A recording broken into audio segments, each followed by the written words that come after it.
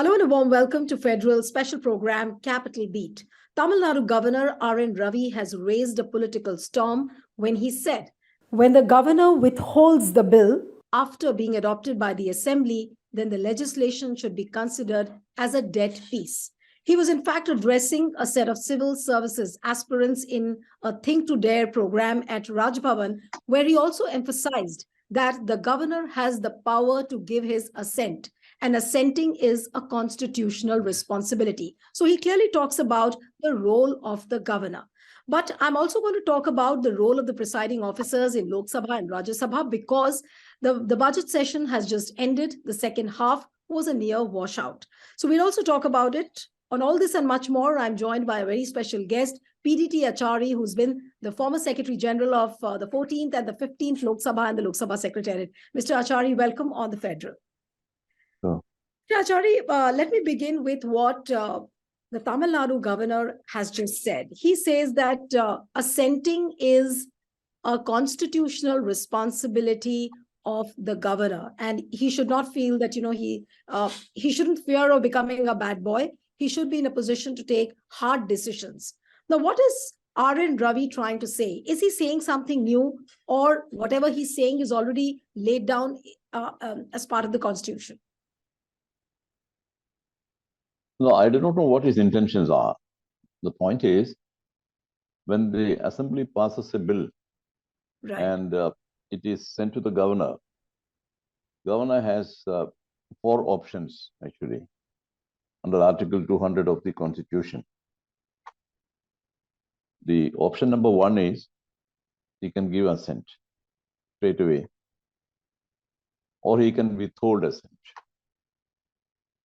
The third option is to send it back to the assembly and ask them to reconsider some portions of the bill,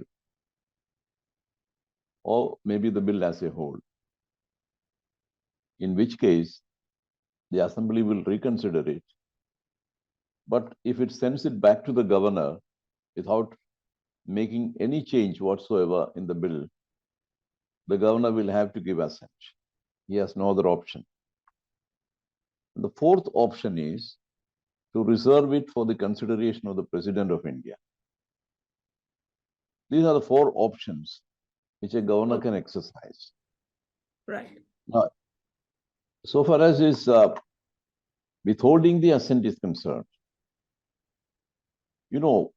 although that is an option available to the governor, but no governor in the normal course withholds assent to a bill passed by an assembly. Because a bill passed by the assembly is something which, is very urgently needed.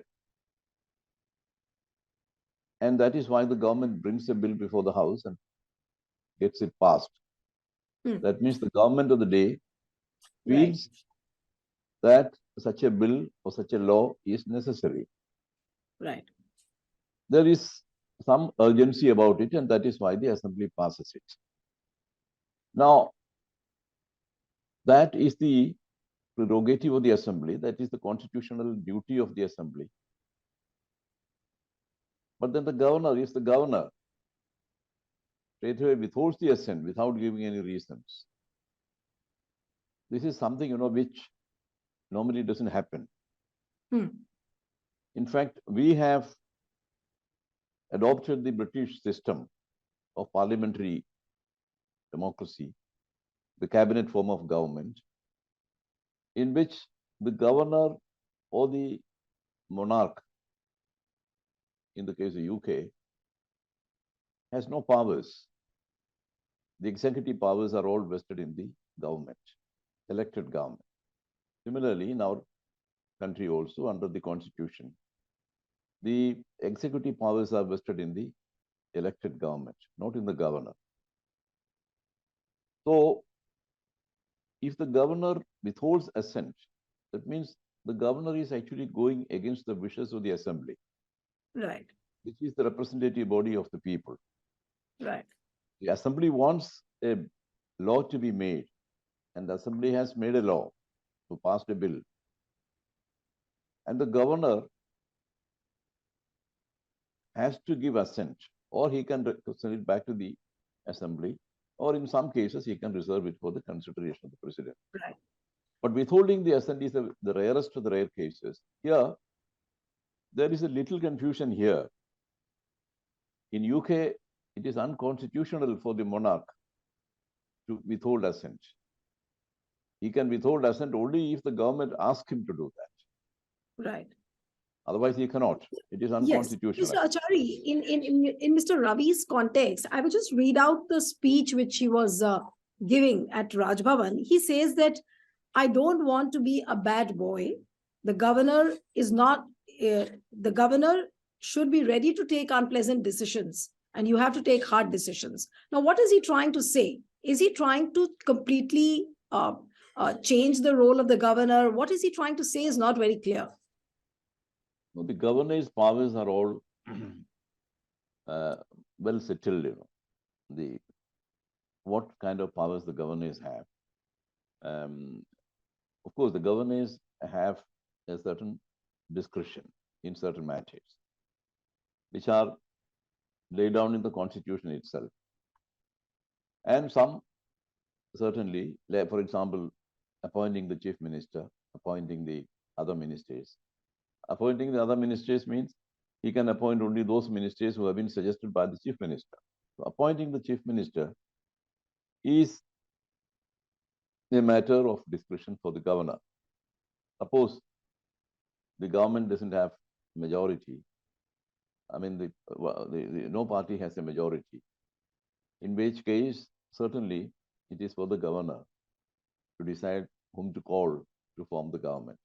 Governor has to form an opinion. There, he cannot seek the advice of the Council of Ministers, because there is no Council of Ministers in existence. Similarly, sending a report to the central government under Article 356, that is also a discretion which he can exercise without seeking the advice of the Council of Ministers. But otherwise, on all matters of governance, the governor can act only on the advice of the Council of Ministers. That is his position. Mr. Achary, there is also another intriguing line which he made during his speech, and I'm just going to read that out. He says that governor is a shorthand expression of the state government and president of the central government. He says that. And then he says that in any state government, number one is the governor and number two is the state assembly. Now, is Mr. Ravi trying to establish the primacy of the office of the governor over the state government? Is he trying to do that? But I don't know whether what he means by this, but the point is, it's all very well settled. Governor is the constitutional head of the state. Although the constitution says that all the executive powers are vested in the governor, but it also says that he will exercise these powers only in accordance with the constitution. That means only in accordance with the advice of the Council of Ministers. So governor cannot act independently. Right. He can act only on the aid and advice of the Council of Ministers. Right. Therefore, I do not know what he means by this. Primacy means constitutionally, certainly, he occupies position number one, because he's the constitutional head of the state. But constitutional head of the state means he has no executive powers. That is what constitutional head means. He is the head only as per the constitution. That is right. The meaning of that. These are all terms, which have been defined by the Supreme Court in various decisions. And the governor's position is well settled. But Mr. Achary, when Mr. Ravi says that if the governor withholds a bill which has been adopted by the assembly, the legislation is dead. Is this some kind of a new interpretation which he's trying to make? Of course, we know the three options under Article 200 of the Constitution. But when he says that if the bill is withheld by the governor, so the legislation is dead, it's almost gone. So is he trying to interpret it in some kind of a novel manner? No, no. What he says here is right. If the governor withholds assent, then the bill goes. It cannot become a law. Right. That is the thing. But that is why I said withholding assent to a bill passed by an assembly is not normally done by the governor. Although Article 200 of the Constitution gives him that option, but he rarely exercises it because it's a Okay. very unpopular thing. Very unpopular thing. And as I told you, in UK, actually, it is unconstitutional for the monarch to withhold assent. No, That but is if the position the governor, if in this particular case, if the governor withholds a bill, then can you charge the governor of saying that, he's not conducting his constitutional responsibilities, he's not adhering to the responsibilities which have been given to the governor? Can you charge him of that? No. The point is that if he withholds assent, he is exercising one of the options given by the Constitution. So you can't say that. You can't say that he is doing something outside the Constitution. But the point is, withholding assent to a bill which is passed by the Assembly, he has to give reasons why he is withholding. Although the Constitution does not say that, but since the governor is a constitutional authority, Right. he has to give reasons. He cannot be seen to be acting in an arbitrary manner. Therefore, he has to give reasons. And I have a view that the government of the day may go to the court, to the Supreme Court, and seek a remedy, or the High Court and seek a remedy for this. Okay.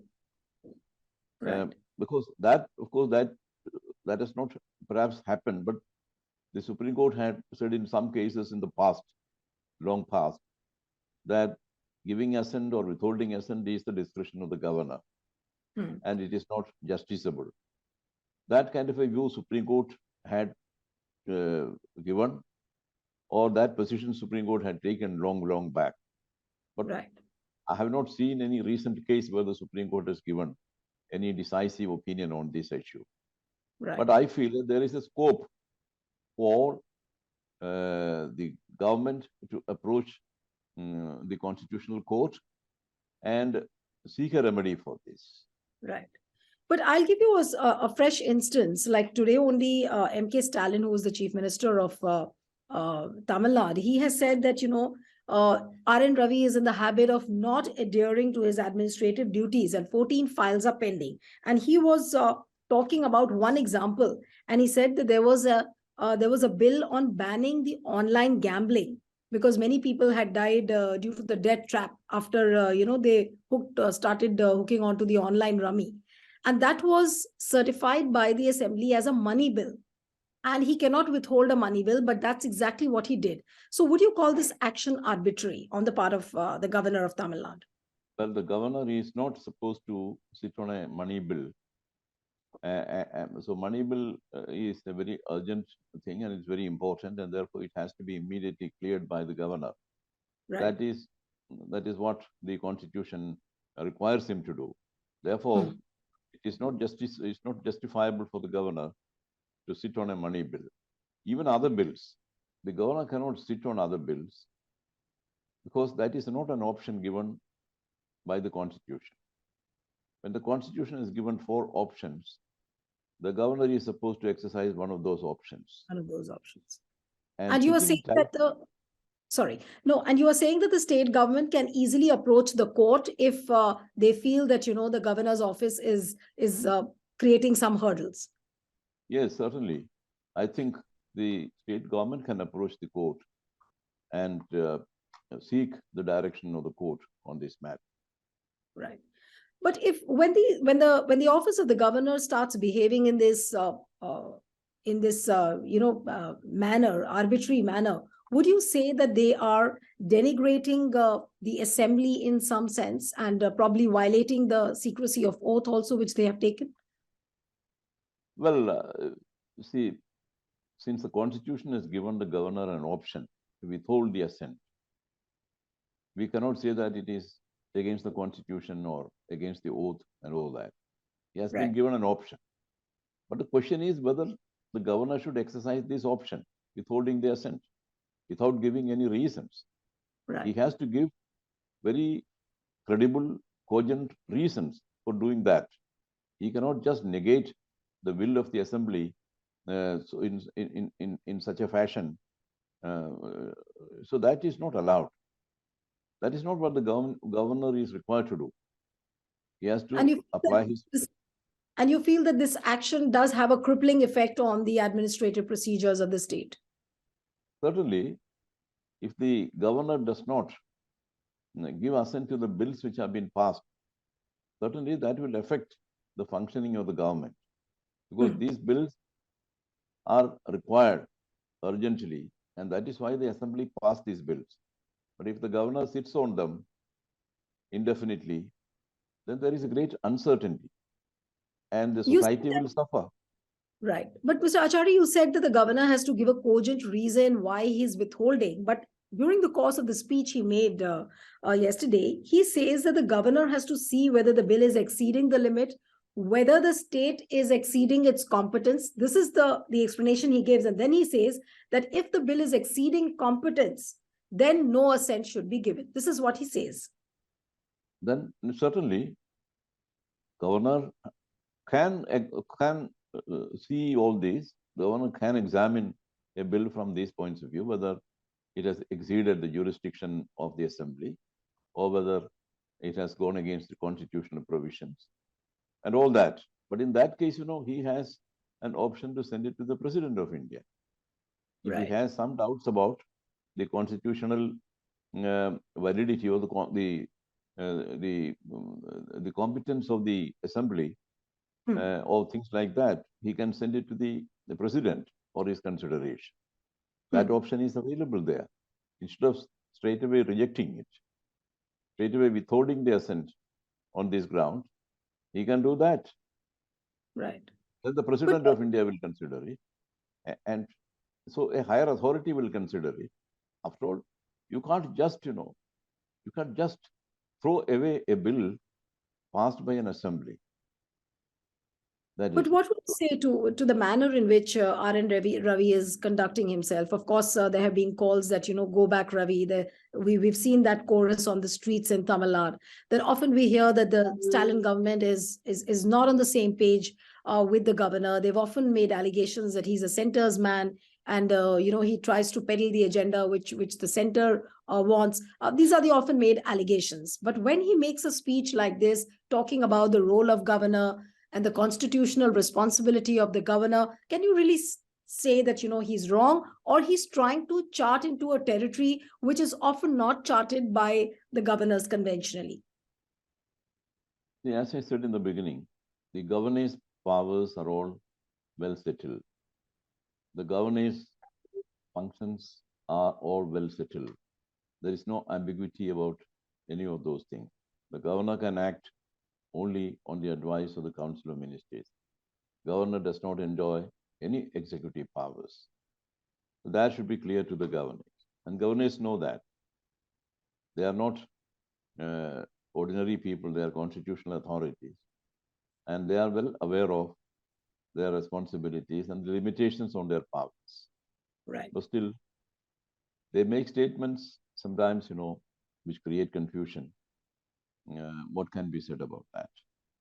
So you do find this statement by the governor of Tamil Nadu as slightly confusing. You did say that you do not know his intentions, but it does confuse the people, right? Certainly. Looks like it. Okay. And why do you think he wants to do that? Is he trying to define the role of the governor in some new manner? No, a governor does not have to redefine his role. His roles are well known,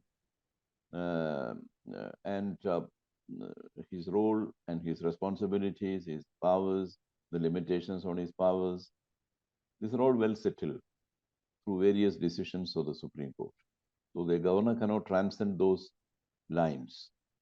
He can't cross the line. Right. Okay. Mr. Achary, now coming to what happened in Parliament during this budget session. We've seen that, punitive actions have been taken against the opposition leaders. Their remarks have been expunged. Rahul Gandhi has been disqualified, and there have been a whole lot of question marks on the role of the presiding officers of Lok Sabha and Rajya Sabha both. Now, what would you see? I mean, what would you really say when you look at the proceedings of the recent budget session, or particularly on the role of the presiding officers? Well, under the rules, the presiding officers can expunge words and remarks if they are derogatory to the dignity of the House, if they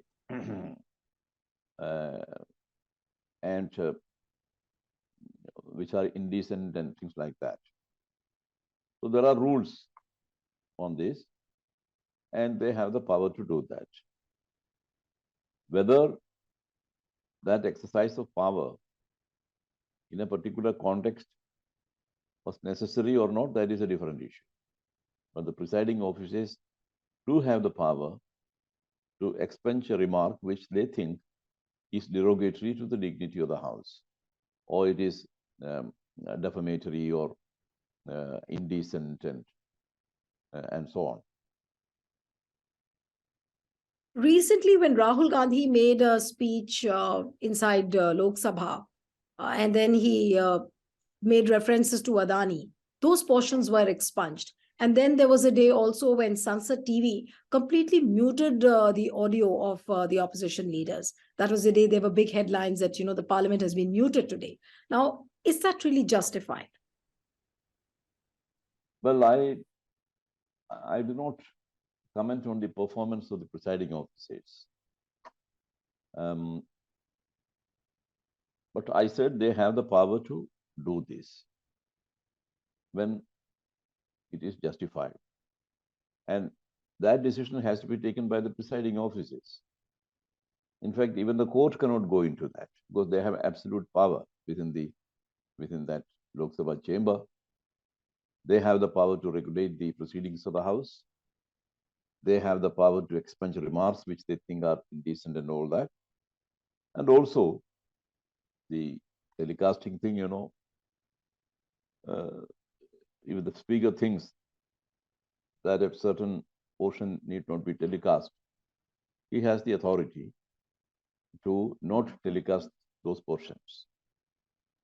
No, but aren't the presiding officers, Mr. Achary, expected to be neutral, equally towards the opposition as well as the treasury benches? Because then the allegations come up, that the doctrine of differential rights, they discriminate against the opposition. The same rules don't apply to the treasury benches, but the opposition is discriminated. This is an often heard allegation. So will the people not question on the neutrality of the presiding officers, whether it's a Rajya Sabha chairman or whether it is the speaker in Lok Sabha? Well, this is a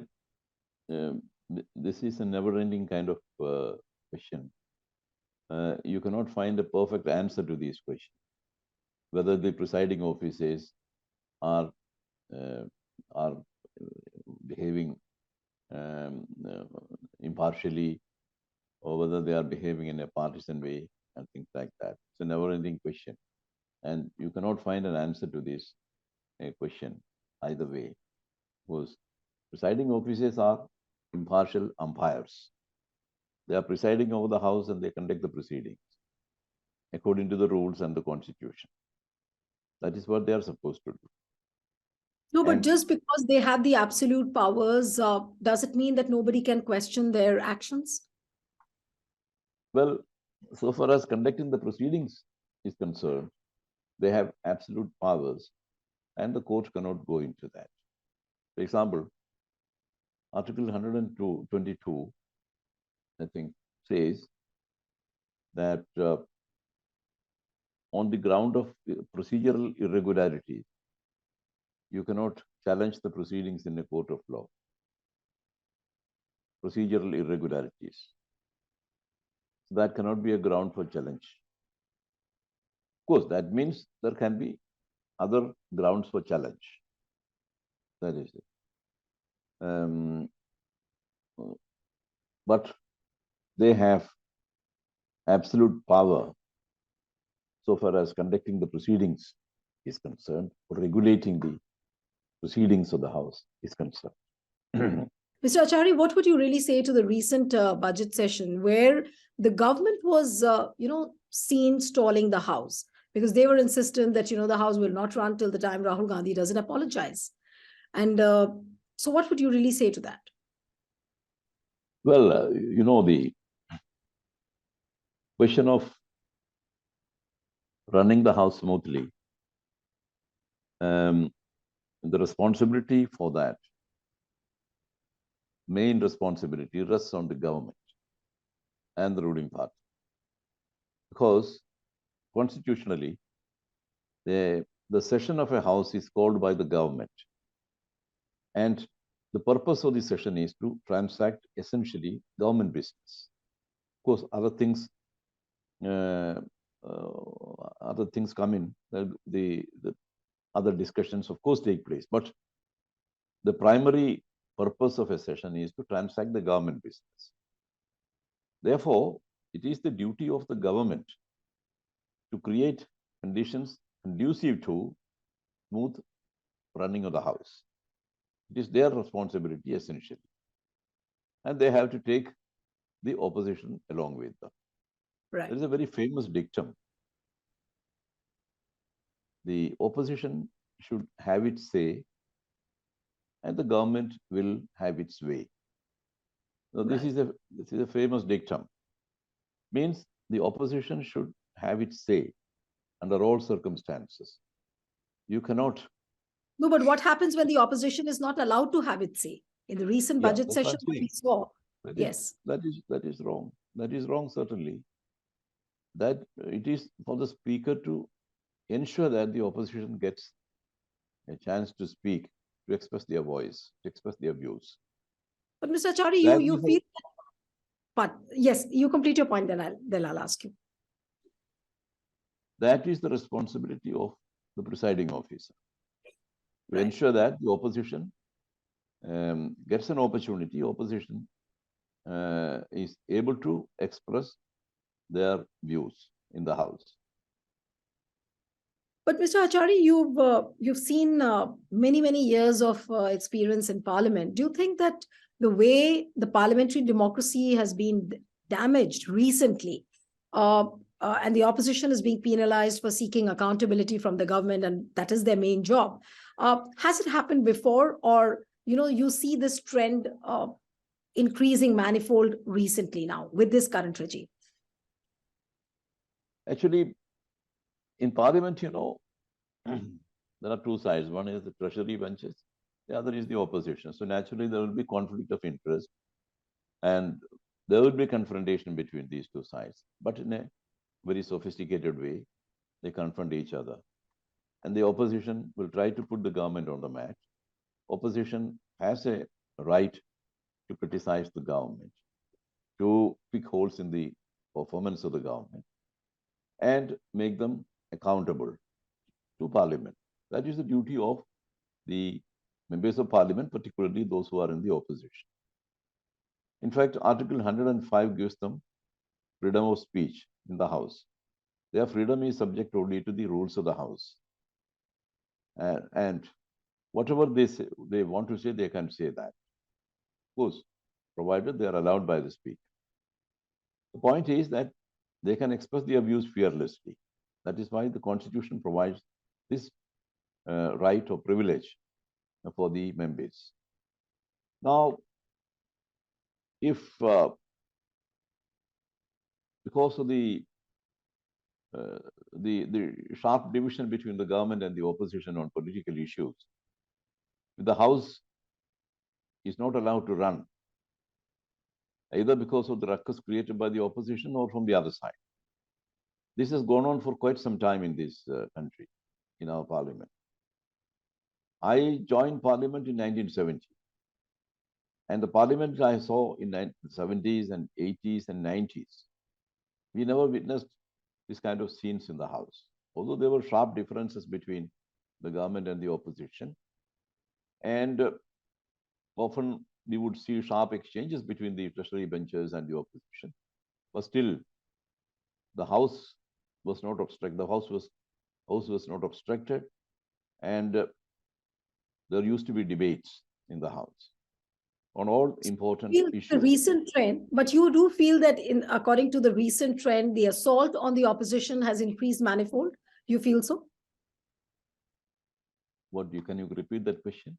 No, I'm saying that talking about the recent trend, do you feel that the assault on the opposition has increased manifold when you compare it with the earlier times? Well, this time we have seen that the ruling party members obstructing certain members, with the result, the House was not allowed to function. That is very rare normally. Normally, it is the opposition which has a grievance. Right. And if that grievance is not met, then naturally they resort to this kind of agitation inside the House. Right. But this was unknown in the 70s, 80s, and 90s. Only after that it started. But anyway, whatever it is, I'm not going to make a value judgment about that. The point is, there is a way out. After all, it is not such a big, serious problem which you cannot solve. After all, these are members of parliament. Right. And they are supposed to solve very serious problems which face this country. But Then, Mr. Achary, do you believe that, but do you believe that yes. Be complete what I am saying. Okay. So if they are not able to solve this small problem, then how can they solve serious problems facing the country? This is a small problem which can be settled if the Prime Minister or the leader of the House calls a meeting of all the opposition leaders and sit across the table and discuss it. After all, what does the opposition want? They want discussion on various issues. And what is the problem? Parliament is meant for that. And the government has a comfortable majority. They have nothing to fear. Therefore, let there be any discussion. And in fact, there are enough of good debaters in the ruling party. Very powerful speakers are there. Prime Minister himself is a powerful speaker. So they can very effectively counter the opposition points and the opposition assault. Right. So there is nothing to fear so far as the government is concerned. So I don't really understand why the government does not allow discussion on various issues. But Mr. Achary, you do believe that not enough dialogue is happening between the Treasury benches and the opposition. And probably that is the reason why the government is so headstrong. Well, that kind of a dialogue should always take place. In fact, in the government, you have a parliamentary affairs minister. That post is meant to be a bridge between the government and the opposition. That is the role of the parliamentary affairs minister, to bring the opposition and the government together on important issues. The parliamentary affairs minister can reason with the opposition and all that. That is the role of the parliamentary affairs minister. We have seen that. We have seen very, very eminent parliamentary affairs minister trying to diffuse the situation in the House by being tactful and going to the members or the opposition and talking to them and sitting with them and reasoning with them and all that. Right. All that we have seen. And all that, those were very effective methods used by the government. So that dialogue always goes on, and that dialogue is very necessary for the smooth running of the House. So differences of opinion always exist. Right. Since we have an adversarial politics, certainly there will be tussle between the government and the opposition on many issues. Right. But House is the forum where they can air their views. Certainly, the opposition will try to put the government on the mat. And the government will certainly counter it, because they have enough members on their in their ranks who can very effectively meet the challenge from the opposition. Challenge in the sense? Right. Mr. Achary, one last question about the suspension of Rajni Patil. Now, she had tweeted a video from inside the House for which she was suspended. Then there's a privileges committee which is looking into her suspension. People were thinking that, she would be, her suspension would be revoked and she would come back to Rajya Sabha. But the budget session has it has ended, and we do not know whether when she returns to Parliament. In fact, Mallikarjun Kharge wrote a letter, a very strong letter to Jagdeep Dhankar yesterday about it, and where all the opposition parties had met Jagdeep Dhankar but then that also has not yielded results. So why do you think, has there been any rule which has been broken in this particular context? No, if there is a privilege motion against her, the privilege committee will look into it, they will examine it and take a decision. But her suspension was different. Suspension is given by the House through a motion, and that is done under the rule. But the period of suspension is only till the duration of the House session. That is the maximum period of suspension, duration of the session. Now, there is no rule which under which you can extend the suspension, extend the period of suspension. In fact, the rule under which a person is suspended also says that the suspension, this motion, another motion can be brought to reduce the period of suspension or revoke the suspension. This can be done, but there is no rule under which a period of suspension can be extended. It was a pleasure talking to you, Mr. Achary. Thank you so much. And one appeal to the viewers who are watching this interview, subscribe to our channel, stay tuned to the Federal. Thank you. Thank you, Mr. Achary. Thank you.